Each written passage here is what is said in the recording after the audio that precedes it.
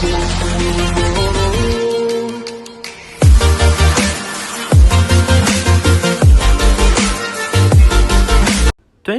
solar floodlight.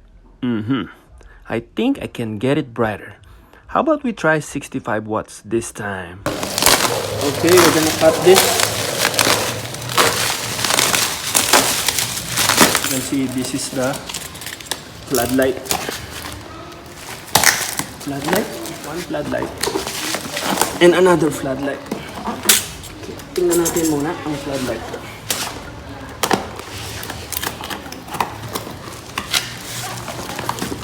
So first,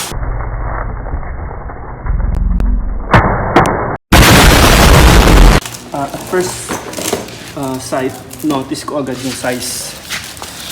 Doubled yung size.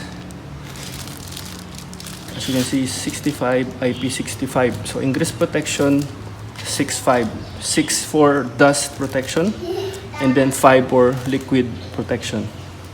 So 5 means kaya niya masustain yung rain but not submersion. For the dust or IP6, kaya niyang withstand ang weather of dust and all that particles. Okay, as you can see, yan siya. And may remote pa rin, as same like before. So all the remote will work for all types. So pwede ko siyang itago.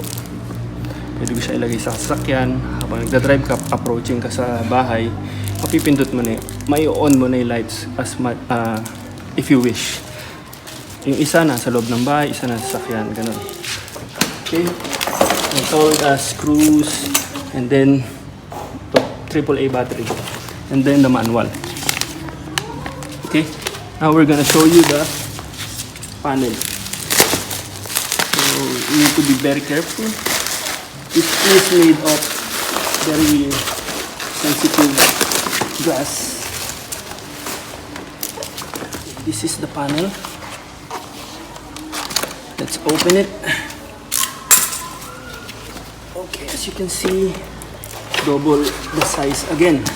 Ang number of cells, 1, 2, 3, 4, 5, 6 huge solar cells.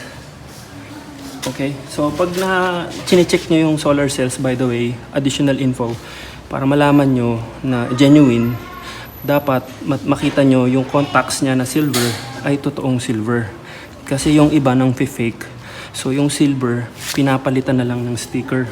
Kala mo connection pa rin, pero technically sticker na lang siya para masabing maraming cells.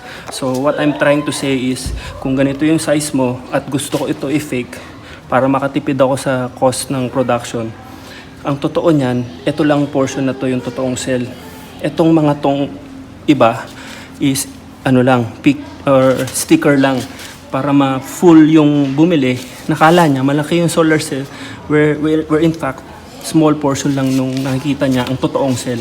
Pero in this case, kita ko na silver siya. So similar to kung nagsusolder kayo ng electronics, yun, ganun ang itsura niya. Solder, parang solder yung kulay, silver. Okay, so this is genuine. And then dun tayo sa rating sa likod. Naalala ko dun sa 25 watts, 10 watts yung solar panel niya. So in this case 18 watts. So halos doubled. Mas marami siyang na-absorb na energy. Okay, 3 amperes for the current. Okay. From the grid, 40 watts white light from the grid.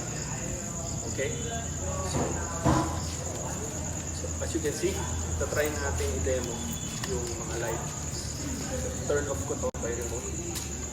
Okay. So i-on ko from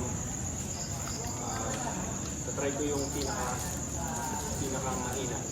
Okay, brightest to, brightest. So as I can see, parang ano siya, 120 watts na solar with a battery powering it is equivalent to like 40 watts